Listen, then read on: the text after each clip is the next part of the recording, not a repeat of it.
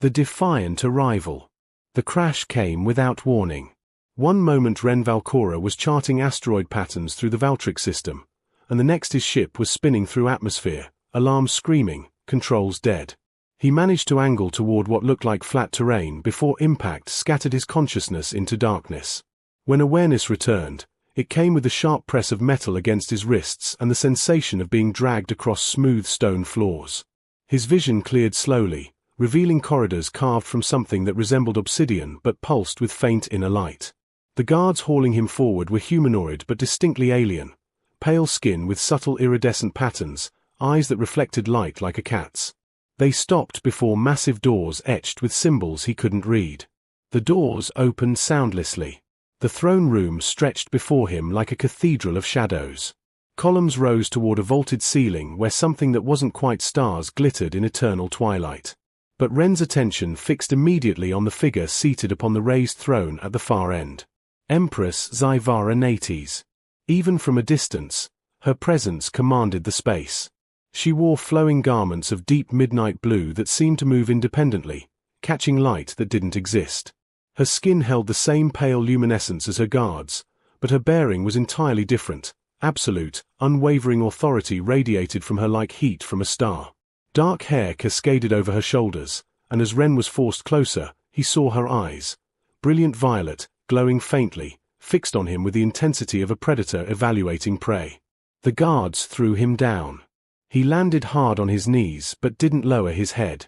A human, Zyvara's voice carried through the chamber, melodic but edged with something cold. Trespassing in restricted space. The punishment is death. She leaned forward slightly. But first, you will show proper respect. Bow. The word hung in the air like a command from the universe itself.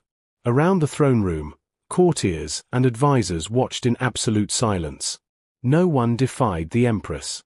No one dared. Ren slowly pushed himself up from his knees to stand. Every muscle protested, his ribs likely cracked from the crash, but he straightened fully. His eyes met hers without flinching. Make me. The words dropped into the silence like stones into still water. Somewhere, someone gasped. The guards flanking him tensed, hands moving toward weapons. But Zyvara didn't move. For a long moment, she simply stared at him, those violet eyes searching his face with an intensity that made his pulse quicken. Then, unexpectedly, the corner of her mouth curved upward, not quite a smile, but something close. Something dangerous. Interesting. She settled back against her throne, fingers steepled beneath her chin. Very interesting indeed. She gestured lazily to her guards. Take him to the North Tower. Comfortable quarters, not the dungeons.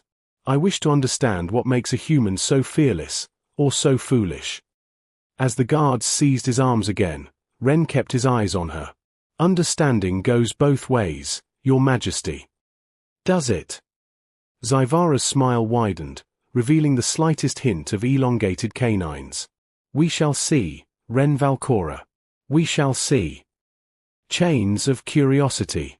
The North Tower room was nothing like a prison cell. Ren woke on a bed softer than anything he'd slept on in years, draped in fabrics that felt like cool water against his skin. Large windows overlooked Valtryx's capital, a sprawling city of dark spires and bridges suspended between buildings, all bathed in perpetual twilight. Twin moons hung motionless in the purple sky, casting everything in shades of silver and shadow. A medic had visited while he slept, he realized. His ribs no longer screamed with pain, and the cuts on his face had been treated with something that left only faint pink lines. On a nearby table sat a tray of food, unfamiliar fruits and what looked like bread, still warm. He'd barely finished eating when the door opened without a knock. Zyvara entered alone, without guards, which surprised him. She moved with fluid grace, her previous formal garments replaced by something simpler, a fitted tunic and pants in deep grey that somehow made her seem more dangerous, not less. Those violet eyes found him immediately. You're awake. Good. She crossed to the window, gazing out at her city. Tell me, human, what were you really doing in Valtryx space? Exploration missions don't typically venture this deep into the outer territories. Ren set down his cup. Exactly what the logs would show if you bothered to check. Mapping asteroid compositions for mining potential. Nothing sinister. And yet you crashed conveniently near my palace. Convenient isn't the word I'd use. He stood, testing his healed ribs. Whatever medicine they'd used was remarkable. Your defense grid didn't give me much choice in landing locations. Zyvara turned to face him fully, and he noticed details he'd missed in the throne room. The faint pattern on her skin wasn't just decorative, it seemed to pulse very slowly, like a second heartbeat made visible. Her hair caught the moonlight streaming through the window, creating an almost ethereal effect. "You're not what I expected," she said quietly. "Neither are you." Her eyebrow arched. "Explain." Ren moved closer, though he maintained careful distance. "The stories say you're a tyrant. Cold. Cruel. But you gave me comfortable quarters instead of a dungeon. You healed my injuries instead of leaving me in pain. That doesn't match the reputation. Perhaps I simply want you healthy for interrogation. Perhaps." He studied her face. "Or perhaps the reputation is armor, and you've worn it so long you've forgotten what's underneath." Something flashed in her eyes, anger, maybe, or something more vulnerable. She closed the distance between them in 2 swift steps, suddenly in his personal space. This close, he could see faint lines at the corners of her eyes, the only hint that she wasn't as ageless as she appeared. "You know nothing about me, human." "Ren," he corrected softly. "My name is Ren. And you're right, I don't know you. But I'd like to." She stared at him for a long moment, and he watched her expression shift through several emotions too quickly to name. Finally, she stepped back, wrapping her arms around herself in a gesture that seemed unconscious. "I've ruled for 300 years, she said, her voice losing some of its edge. "Do you understand what that means? 3 centuries of decisions, of wars, of watching everyone around me age and die while I remain. 300 years of ruling through strength because the moment I show weakness, a dozen rivals would tear my empire apart. That sounds incredibly lonely." Zyvara laughed, but it was a hollow sound. Lonely. Such a small word for such a vast emptiness. She moved back to the window. "I haven't had a genuine conversation with anyone in longer than I can remember. Everyone either fears me or wants something from me. Usually both." "I don't fear you," Ren said. "You should." "Maybe." He joined her at the window, standing close enough that their shoulders almost touched. "But fear is boring. I'd rather be honest." She glanced at him sidelong. "Honest about what?" "About the fact that you intrigue me. About how I think there's more to you than the cold Empress act. About how I've never met anyone who carries authority so naturally yet seems so." He searched for the word, tired of it. Zyvara was quiet for a long time. When she finally spoke, her voice was barely above a whisper. "My council meets in 3 days to discuss your fate. They'll demand execution. You're a security risk, an unknown variable." She turned to face him fully. "I find myself reluctant to comply with their demands. Tell me why I should defy my own advisors for a human I just met." Ren met her luminous gaze steadily. "Because you're curious what might happen if you do." A genuine smile crossed her face, small, but real. "Dangerously perceptive, aren't you?" "It's been mentioned." She moved toward the door, then paused with her hand on the frame. "I'll return tomorrow. We're not finished talking, you and I." "I'll be here," Ren said. "Not like I can leave." "No," Zyvara agreed, and something in her tone suggested she meant more than just the locked door. "Neither of us can." Forbidden moments. The next 3 days unfolded in a pattern that felt both surreal and natural. Zyvara visited Ren's quarters each evening after her official duties, their conversations stretching longer each time.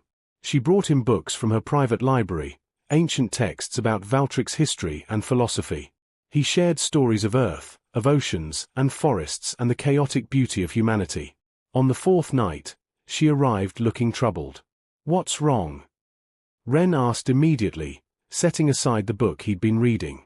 Zyvara paced to the window and back, her usual composure fractured. My intelligence network uncovered a plot. 3 members of my High Council are planning to assassinate me during tomorrow's ceremony. She laughed bitterly. It seems my instincts about showing you mercy were correct. They're using it as evidence that I've grown weak, unfit to rule. Who are they? Lord Tharn, Councillor Vexis, and General Corvin. She listed the names like poison. All of them have served for decades. I thought. She stopped herself. You thought they were loyal, Ren finished gently. Foolish of me. He crossed to her, and this time when he stood close, she didn't pull away. It's not foolish to want trust. It's human. He paused. Or whatever the equivalent is for your people. We're not so different, your species and mine. We both bleed. We both feel. Her eyes met his. We both fear being alone. The vulnerability in her voice made something in his chest tighten. You're not alone, Zyvara. Aren't I? Tomorrow I'll have to execute 3 people I trusted, and the rest of the council will watch, waiting to see if I'm truly strong enough to do it. Then I'll spend another century wondering who else is planning betrayal, keeping everyone at arm's length because closeness only leads to pain. She turned away. This is my existence, Ren. This is all it's ever been. It doesn't have to be. She spun back toward him, frustration flashing across her features. You don't understand. Then help me understand. He reached out slowly, giving her time to retreat, and gently took her hand.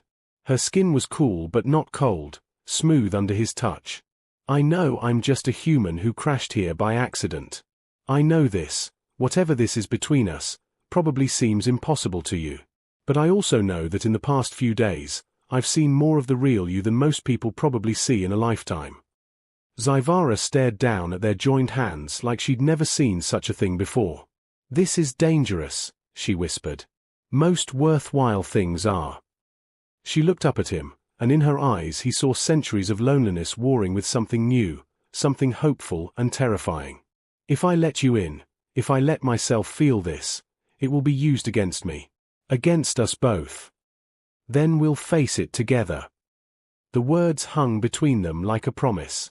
Slowly, hesitantly, Zyvara lifted her free hand to his face, her fingers tracing the line of his jaw with feather-like touch. Her eyes searched his, looking for doubt, for deception, for any reason to retreat back into safety. She found none. I haven't kissed anyone in over a century, she admitted, her voice barely audible. We can take this slow, Ren said, though his heart was racing. No. Her hand slid to the back of his neck, her touch suddenly certain. I've been slow for 300 years. I'm tired of being slow. When their lips met, it felt like something fundamental shifted in the universe. The kiss started gentle, almost questioning, then deepened as Zyvara pressed closer, her other hand releasing his to grip his shoulder. Ren wrapped his arms around her waist, pulling her against him, amazed at how perfectly she fit there. When they finally broke apart, both breathing harder, Zyvara rested her forehead against his. This complicates everything, she murmured. I know. The council will be furious. The conspirators will use it as further evidence. Half the empire will see this as weakness. And the other half. A small smile curved her lips. Might see it as their empress finally choosing to live rather than merely rule. Ren tucked a strand of dark hair behind her ear. For what it's worth, I think you're the strongest person I've ever met. Not despite this, but because of it. It takes more courage to be vulnerable than to hide behind walls. She kissed him again, softer this time, savoring it. When she pulled back, some of the worry had left her face, replaced by determination. Tomorrow, we deal with the traitors. Together. Her hand found his again, fingers intertwining. And then we figure out what comes next. Together, Ren agreed. They stood in the moonlight streaming through the window, holding each other, 2 souls from different worlds finding unexpected solace in the space between heartbeats. Outside, Valtrix's twin moons continued their eternal watch, and somewhere in the palace, conspirators plotted in shadows.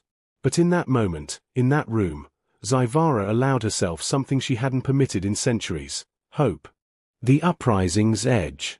The ceremony hall blazed with cold light from hundreds of suspended crystals, each one pulsing in rhythm with an energy source Ren didn't understand. He stood in the shadows at the back, dressed in formal attire Zyvara had sent to his quarters, dark fabrics that marked him as under the Empress's personal protection, though he knew that protection was exactly what made him a target. Zyvara sat upon her throne at the hall center, elevated so all could see her. She wore ceremonial armor today, interlocking plates of dark metal that caught the light like oil on water, form-fitting yet clearly functional. Her expression was the cold mask he'd seen that first day, giving nothing away. The High Council assembled in a semicircle before her. Ren had studied their faces from the intelligence reports Zyvara shared with him. Lord Tharn, elderly even by Valtryk standards, his pale skin marked with elaborate tattoos of rank. Councillor Vexis, sharp-featured and ambitious, always 3 steps ahead in political maneuvering. General Corvin, a military commander who believed power came only from fear and force. "We gather to discuss the fate of the human prisoner," Tharn began, his voice carrying authority. "The Council's recommendation is unanimous. He must be executed as a warning to other trespassers." Zyvara's violet eyes swept the assembly. "Unanimous? I don't recall casting my vote." "Your Majesty," Vexis interjected smoothly, "with respect, your judgment may be compromised in this matter. The prisoner has been granted unusual privileges. Some might question whether sentiment has clouded strategic thinking." The accusation hung in the air like smoke. Around the hall, other council members shifted uncomfortably.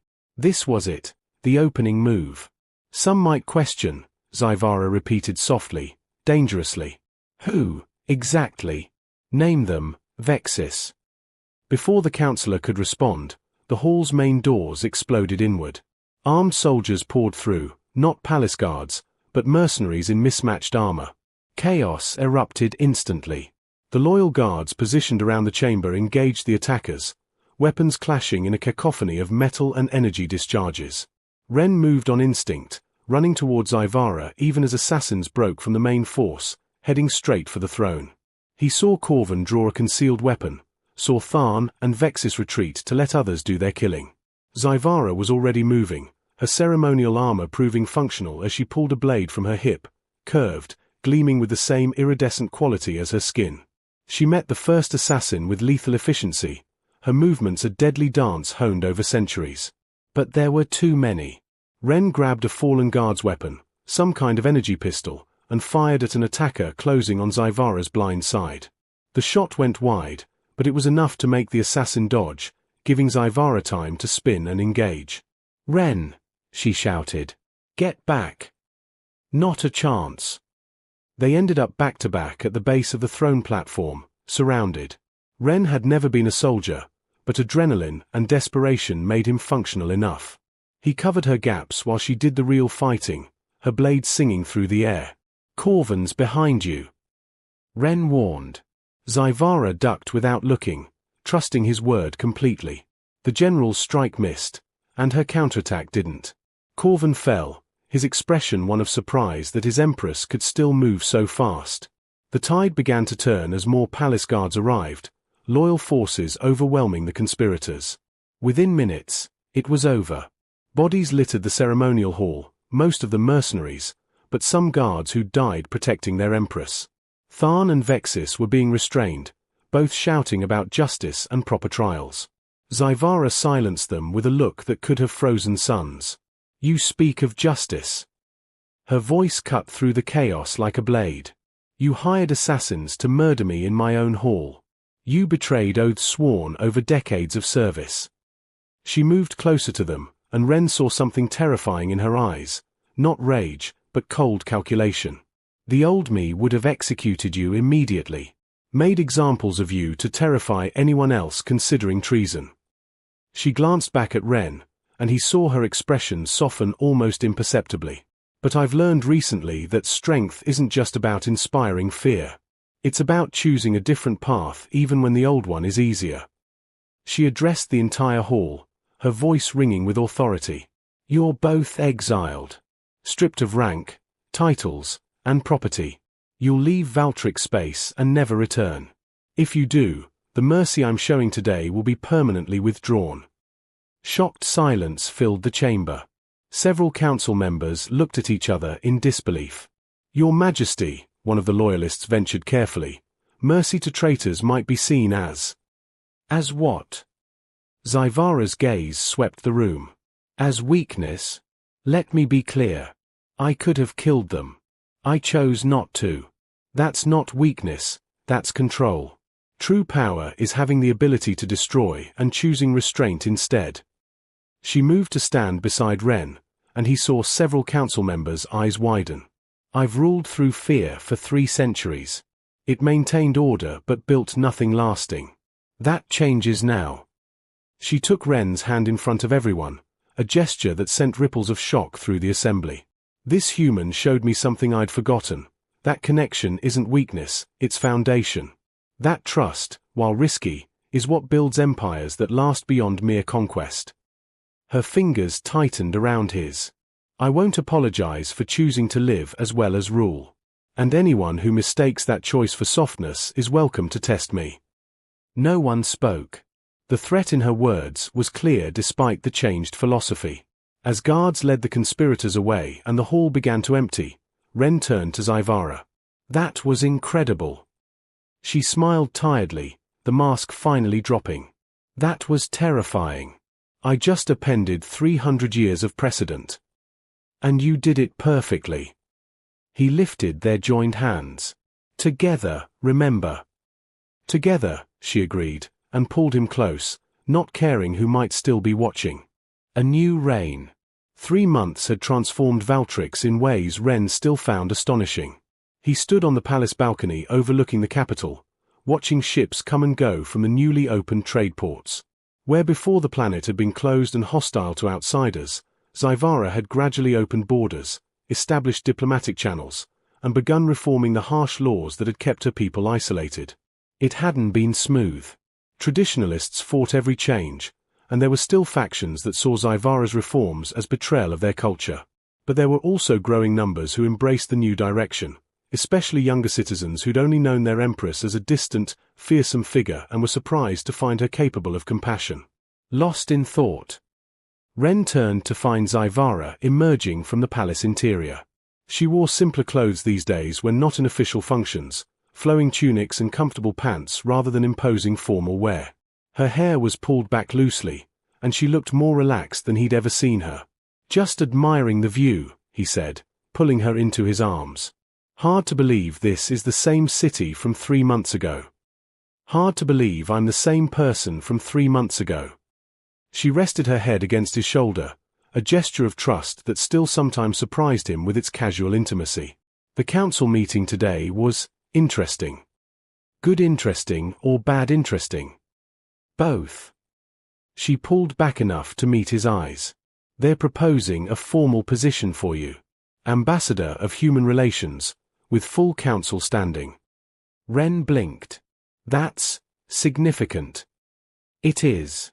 It would make you the first non-Valtryx species to hold council rank." Her expression turned serious. "It would also make you a permanent target for anyone who opposes my reforms. You'd be giving up any chance of returning to Earth safely." "Zyvara," he said gently, cupping her face, "I gave up on leaving the day I realized I was falling in love with you." She inhaled sharply. They'd danced around those words for weeks now, both feeling it but neither quite brave enough to voice it. "You love me." Her voice was almost childlike in its vulnerability. "Completely. Terrifyingly. Irreversibly." He smiled. "I love your strength and your vulnerability. I love how you're brave enough to change everything you've built because you believe in something better. I love the way you bite your lip when you're thinking, and how your eyes glow brighter when you're happy, and how you hum ancient songs when you think no one's listening." Tears gathered in Zyvara's luminous eyes, the first time he'd ever seen her cry. "I love you too," she whispered. "I didn't think I was capable of it anymore, but you made me feel again. You made me want to be more than just powerful. You made me want to be good." Their kiss was tender, unhurried, a promise of all the days ahead. When they parted, Both were smiling. So, Zyvara said, wiping her eyes, should I tell the council you accept the position? On one condition. Her eyebrow arched. You're negotiating with an empress. Getting to be a habit. He grinned. My condition is that you stop calling yourself an empress and start calling yourself a partner. Because whatever we're building here, we're building it together. A partner, she repeated, testing the word. Not subjects and ruler, but equals working toward common goals. Exactly. She considered this, then nodded decisively. I'll propose it to the council, a dual leadership structure. It will shock them, but at this point, what's one more shock? She laughed, the sound genuine and bright. 3 months ago, I was a lonely tyrant counting centuries in isolation. Now I'm restructuring an entire government with a human I met because he crashed into my planet and refused to bow. Best crash of my life, Ren said. Mine too. They stood together as the twin moons rose over Valtrix, painting the city in silver light. Below, the capital thrived with new energy. Markets stayed open later. Art installations appeared in public squares. Children played in parks that had previously been restricted. Change was never easy, and Ren knew challenges still lay ahead. There would be resistance, setbacks, moments when the old fears crept back. But looking at Zyvara beside him, her hand warm in his, he felt certain they could face whatever came. You know what the best part is? Zyvara said quietly. What's that? For 300 years, I stood on this balcony alone, looking out at an empire built on fear, wondering if this was all existence would ever be. Now I stand here with you, looking at something we're building from hope instead. She turned to him, her smile radiant. Thank you for not bowing, Ren Valcora. Thank you for seeing me. Thank you for letting me stay, he replied, pulling her close. Your Majesty. My love. My partner. She kissed him again as stars emerged in Valtrix's eternal twilight, 2 hearts from different worlds beating in perfect synchronization, proof that even in the vast darkness of space, connection could create light. The feared vampire empress had found something more powerful than fear. She'd found love. And in doing so, she'd shown her entire empire that strength and gentleness, power and compassion, could coexist in one extraordinary reign. Their reign. Together. The end.